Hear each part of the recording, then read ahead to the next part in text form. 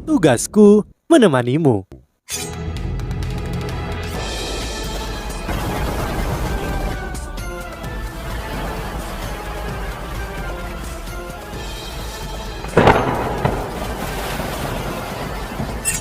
Hai sahabat Pasuk, kembali lagi bersama alur cerita versi novel Solen 2 Sekte Tang yang tak tertandingi. Jangan lupa like, subscribe, dan nyalakan tanda lonceng. Mari kita lanjutkan. Keke membungkuk di samping telinganya.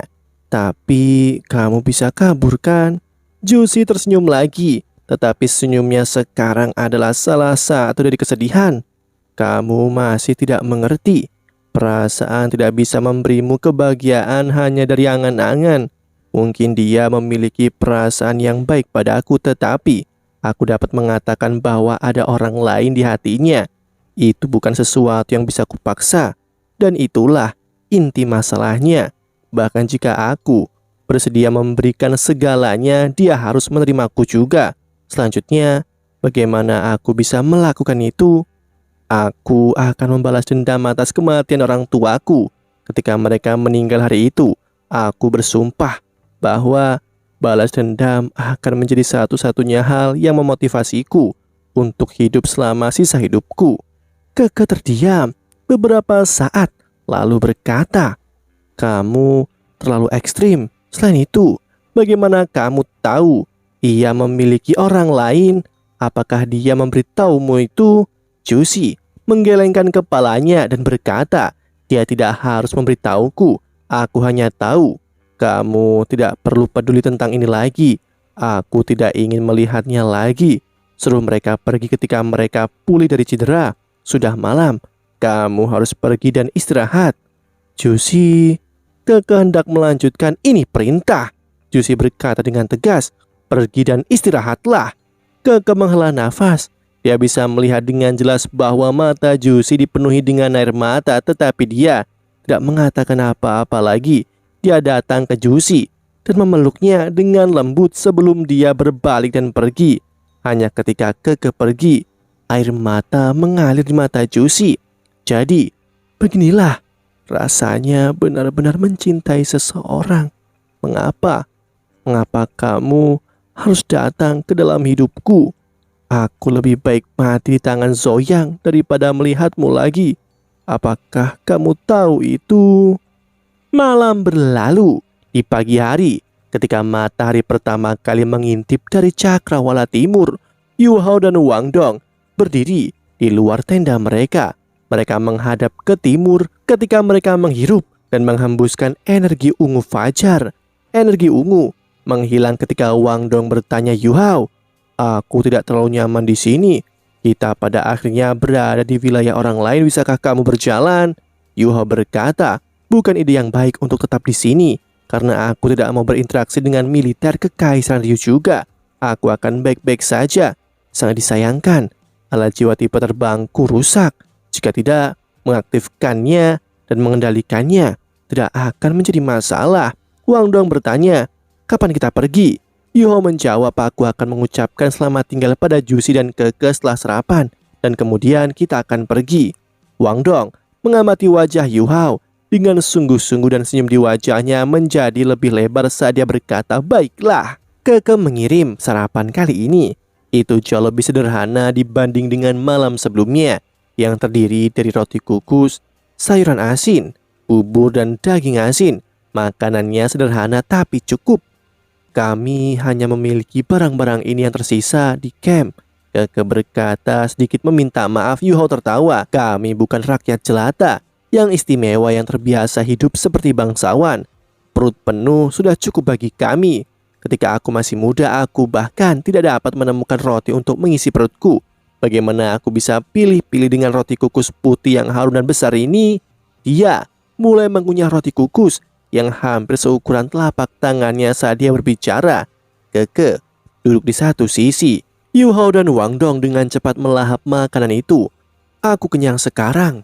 "Keke, apakah Juicy Luang? Lukaku jauh lebih baik sekarang dan kami memiliki beberapa hal untuk dilakukan. Aku ingin mengucapkan selamat tinggal padanya." Keke mengerutkan keningnya dan berkata, Tidak perlu untuk itu. Yu Hao, dia sangat sibuk. Yu Hao tertegun beberapa saat lalu berkata, dia bahkan tidak punya waktu untuk berpisah. Mata Keke tampak meminta maaf ketika dia berdiri dan berkata, ikut aku Yu Hao. Ada sesuatu yang ingin kukatakan kepadamu. Yu Hao berkata, Wang Dong adalah sahabatku. Kamu bisa mengatakannya. Keke merendahkan suaranya dan berkata, tidak. Ini adalah sesuatu yang hanya boleh kamu dengar. Yu Hao melirik Wang Dong dan Wang Dong berkata dengan tenang, tidak apa-apa, silakan. Setiap orang memiliki rahasia masing-masing dan aku tidak ingin mengetahuinya. Yu Hao berdiri dan mengikuti Keke keluar. Keke berjalan 10 meter dari camp militer sebelum dia berhenti. Apa yang salah? Apakah Jusi dalam masalah? Yu Hao bertanya. Keke menggelengkan kepalanya dan berkata, maaf Yu Hao, kamu menyelamatkan hidup kami dan kami harus membalasmu dengan cara yang sama. Tapi emosi Jusi tidak stabil. Jadi dia ingin aku menyampaikan rasa terima kasihnya dan dia telah meminta agar aku mengantar kalian berdua keluar ketika kamu ingin pergi. Dia tidak ingin melihatmu lagi.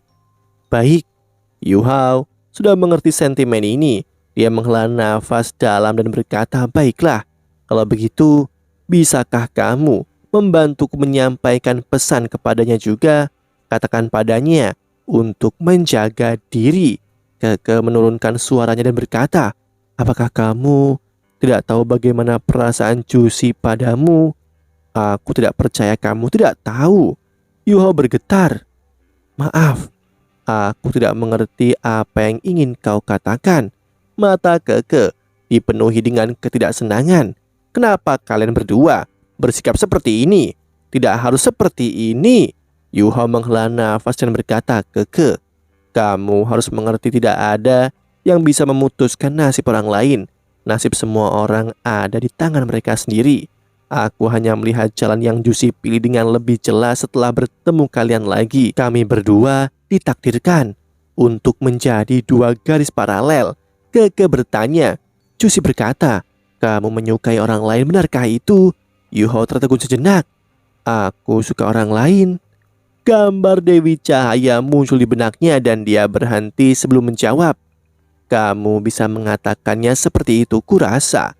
Air mata tampak mengalir di mata Keke. Kehidupan Jusi sangat sulit Yu Hao.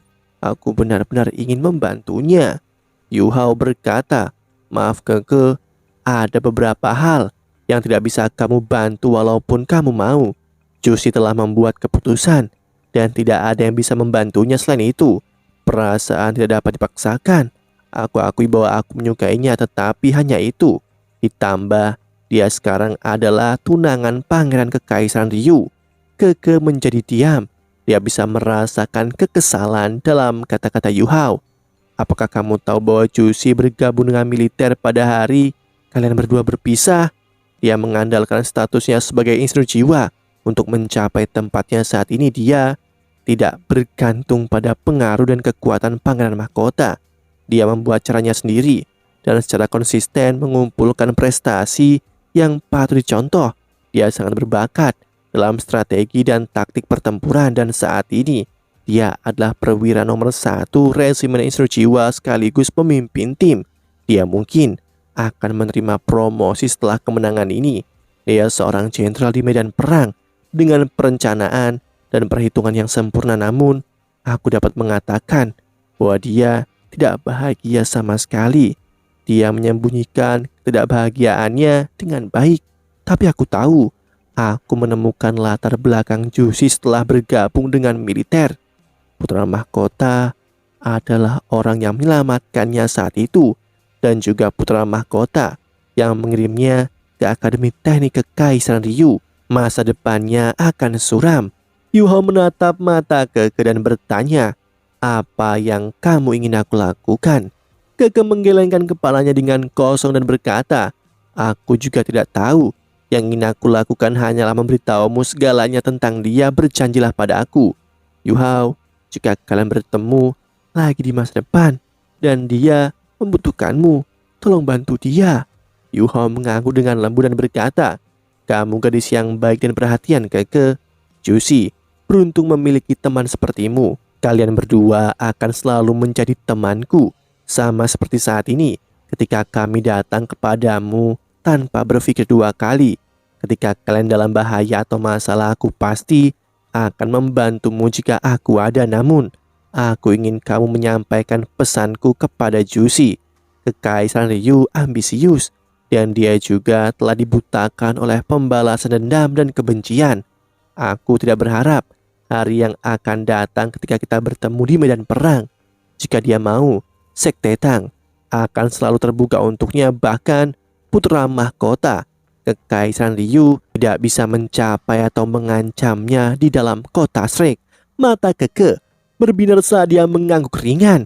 Dia tahu bahwa jawaban Yu Hao sudah sangat memuaskan. Terima kasih Yu Hao, aku akan menyampaikan pesanmu kepadanya. Namun keras kepalanya telah mengakar jauh di dalam dirinya, dan aku hanya bisa mencobanya. Yu Hao tersenyum. Sekte Tang akan selalu menyambutmu juga jika kalian mau menyerahkan segalanya dan bergabung dengan kami. Aku juga bisa memasak untukmu. Aku bisa membuat semua makanan lezat yang kalian sukai untuk dimakan. Baik, Keke menjawab dengan sungguh-sungguh. Keke mengirim Yu Hao dan Wang Dong keluar dari camp dengan hati-hati dan menghindari menarik perhatian siapapun. Jika bukan karena status Juicy sebagai tunangan putra mahkota, militer akan mencoba segalanya untuk menjaga Yu Hao dan Wang Dong berapapun biayanya. Setelah penampilan kemampuan mereka yang tangguh di depan semua orang, mereka bahkan mampu membunuh sage jiwa yang perkasa. Juicy menatap jauh dari menara. Melihat kepergian keduanya, penglihatannya kabur saat air mata menetes dari matanya dan bibir merahnya bergerak-gerak ketika dia berkata, "Hati-hati." Yu Hao dan Wang Dong tidak bergegas. Bagaimanapun luka di punggung Yu Hao belum sepenuhnya pulih. Tidak bisa menggunakan alat jiwa tipe terbang pada akhirnya lebih merepotkan. Mereka menyusuri jalan selama sehari, tetapi menyadari bahwa gerakan mereka terlalu lambat. Mereka memutuskan untuk menemukan tempat untuk beristirahat. Yu Hao menggunakan bahan yang ia bawa bersamanya untuk menempa alat jiwa lainnya. Butuh 2 hari baginya untuk menciptakan alat jiwa lain yang identik dengan yang sebelumnya. Dan Yu Hao pulih dari cedera sepenuhnya. Pada saat itu, mereka kembali ke jalan mereka dan mereka akhirnya bisa terbang menembus langit. Kecepatan mereka sangat meningkat ketika dengan cepat meroket melintasi perbatasan dan masuki wilayah Kekaisaran Tianhun. Mereka terbang jauh ke Kekaisaran Tianhun dengan bantuan peta, dan tujuan mereka adalah ibu kota Kekaisaran Tianhun, kota Tiando. Wang Dong, apakah rumahmu benar-benar di dalam kota Tiando? Yu Hao bertanya dengan rasa ingin tahu. Wang Dong menggelengkan kepalanya dan terkekeh. Sudah aku katakan sebelumnya, rumahku tersembunyi di suatu tempat jauh di dalam awan. Di mana awan di kota Tiando? Kamu akan tahu jika kamu mengikutiku. Namun rumahku memang tidak jauh dari kota Tiando. Yu Hao berkata, ini pertama kalinya aku mengunjungi rumahmu. Apakah aku harus membeli sesuatu untuk keluargamu? Kamu masih belum memberitahuku sampai sekarang. Kau temanku kan? Kamu tidak mungkin menungguku mempermalukan diri sendiri, bukan? Wang Dong terkikik dan berkata, ya, kamu sudah menebaknya. Bagaimanapun, kamu memiliki beberapa standar. Yu Hao berkata dengan marah, apa untungnya bagimu jika aku mempermalukan diriku sendiri? Aku temanmu, dan itu akan terlihat buruk bagimu jika aku mempermalukan diriku sendiri. Kamu masih harus memperkenalkan saudara perempuanmu kepadaku. Jika aku meninggalkan kesan buruk pada anggota keluargamu, bagaimana aku akan terus bergaul dengan mereka di masa depan? Wang Dong tertawa dan berkata, oh, tolong jangan khawatir. Anggota keluargaku ramah dan mereka tidak memiliki banyak formalitas tradisional. Yang harus kamu lakukan adalah berada di sana. Namun, saudara perempuanku adalah mutiara keluarga. Aku berbicara tentangmu ketika kembali ke rumah, dan aku pikir mereka akan mengevaluasimu sebentar saat di sana. Kamu harus menjaga semangatmu. Yu Hao mengangguk dan berkata, pasti. Aku tidak seburuk itu. Wang Dong berkata dengan serius, Yu Hao, jika kamu bisa menikahi saudara perempuanku di masa depan, penampilanmu pasti luar biasa karena anggota keluarga aku sangat pemilih. Jadi jangan takut atau menunjukkan kelemahan ketika saatnya tiba. Anggota keluargaku juga Master Roh. Jadi aku membayangkan mereka juga akan menguji kemampuanmu dan kekuatan pertempuranmu. Tentu saja mereka lebih peduli dengan kepribadianmu. Yu Hao menjadi semakin bingung. Dia ingin mengajukan lebih banyak pertanyaan, tetapi Wang Dong menolak untuk mengatakan apa-apa lagi. Jadi dia memutuskan untuk berhenti karena mereka akan segera tiba.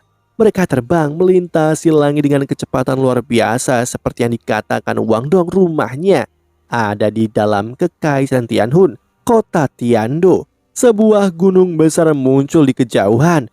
Puncak ini megah dan tampak curam dan berbahaya, seolah-olah gunung telah diukir oleh pisau. Orang normal akan mengalami kesulitan mendaki gunung ini. Lautan awan melayang di atas pegunungan, benar-benar tersembunyi di suatu tempat di awan. Yu Hao berseru kagum. Tidak sulit baginya untuk menebak bahwa mereka mendekati rumah Wang Dong dengan pemandangan yang spektakuler seperti ini. Namun, ada apa dengan keluarga ini? Mereka benar-benar membangun rumah di puncak yang curam seperti ini. Ini adalah pertama kalinya Yu Hao menemukan sesuatu yang luar biasa seperti ini. Selanjutnya, rumah Wang Dong juga ada di sana. Wang Dong terkikik dan berkata, "Ayo terbang. Apakah kamu pikir alat jiwa tipe terbangmu bisa sejauh itu?" Yu Hao berkata, "Aku pikir itu tidak akan menjadi masalah. Satu-satunya masalah kita akan mengkonsumsi lebih banyak kekuatan jiwa semakin tinggi kita pergi. Mengapa kita tidak terbang ke pinggang gunung lalu memanjat? Akan lebih aman seperti itu." Wang Dong mengangguk dan berkata, "Baiklah, ayo pergi. Waktunya pulang." Dia meneriakkan 4 kata terakhir dengan penuh semangat. Mereka melepaskan kekuatan jiwa mereka dan melonjak langsung menuju puncak terjal di pegunungan. Jaraknya sangat sulit untuk diukur. Tampaknya dari kejauhan mereka cukup dekat, tetapi mereka butuh 15 menit hanya untuk mencapainya. Yu Hao bisa merasakan tekanan besar dari puncak yang menjulang menjadi lebih kuat saat mereka semakin dekat. Keagungannya dan tingginya itu membuatnya tampak seperti pilar yang menghubungkan langit dengan bumi. Mereka tiba di lereng yang mulus. Bahkan tempat ini mungkin 2000 meter di atas permukaan laut, dan dia masih tidak tahu seberapa tinggi puncak ini di atas lautan awan. Yu Hao tidak bisa menahan longlongan ke langit. Raungan ini bergema melalui awan dan bahkan menyebabkan kabut di sekitarnya bergetar dan menghilang. Mata Yu Hao tanpa disadari berubah menjadi keemasan saat dia menatap awan yang bergeser dan dia duduk tanpa sadar. Dia tampaknya menangkap sesuatu pada saat ini dan lautan spiritualnya sedikit bereaksi. Lautan itu mulai meniru lautan awan yang melayang-layang di sekitarnya. Dia duduk di sana dengan kaki bersilang saat dia menatap ke kejauhan dengan mata berbinar. Seluruh tubuhnya berhenti bergerak. Wang Dong mendarat di gunung satu langkah setelah Yu Hao melakukannya. Pencerahan tiba-tiba. Apakah ini pencerahan mendadak yang dibicarakan guru kita? Wang Dong dengan jelas ingat bahwa penatuamu pernah berkata bahwa Master Jiwa dapat memperoleh lebih banyak dari satu pencerahan tiba-tiba dari 10 tahun berkultivasi bekerja keras. Hal seperti itu tidak akan meningkatkan kultivasi, tetapi itu mendorong batas. Wang Dong duduk di samping Yu Hao dan mengikuti tatapannya menatap jauh ke lautan awan. Setelah beberapa saat, sosok abu-abu muncul tanpa suara dari dalam awan dan mereka membentuk lingkaran di sekitar Yu Hao di kejauhan. Ketika Wang Dong memberi isyarat kepada mereka, setiap dari mereka tampak bersemangat. Semua mata mereka berbinar dan lebih dari 20 orang dari mereka dengan cepat membentuk formasi yang ketat dan teratur. Wang Dong berbisik, "Tetap di sini untuk melindunginya. Jangan biarkan siapapun atau apapun mengganggunya. Apakah mengerti? Aku akan mengunjungi paman tertua dan paman keduaku." Semua sosok berjubah abu-abu membungkuk dengan hormat. Wang Dong melirik Yu Hao sekali lagi dan kemudian terbang menembus awan setelah dia memastikan bahwa Yu Hao baik-baik saja. Yu Hao sendiri tidak tahu seperti apa keadaannya saat ini. Yang bisa dia rasakan hanyalah pikirannya kosong total. Lautan spiritualnya beriak lemah dan berirama. Lautan spiritualnya awalnya cair tetapi kabut emas mulai menguap dari permukaannya. Kabut itu pucat dan tipis, tetapi meniru lautan awan di depannya dan perlahan-lahan terbentuk.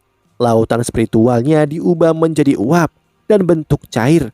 Proses transformasi ini sangat berharga bagi Yu Hao.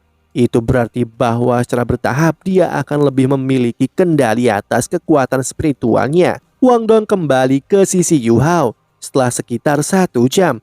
Tepat ketika dia mempersiapkan dirinya untuk menunggu selama yang dia butuhkan, tubuh Yu Hao bergeser dan cahaya keemasan di matanya perlahan-lahan surut. Apakah sudah selesai? Sangat cepat. Lapisan kabut putih pucat naik dari tubuh Yu Hao. Kabut putih perlahan-lahan melayang ke atas dan perlahan-lahan mengambil bentuk bunga putih bersih di atas kepalanya.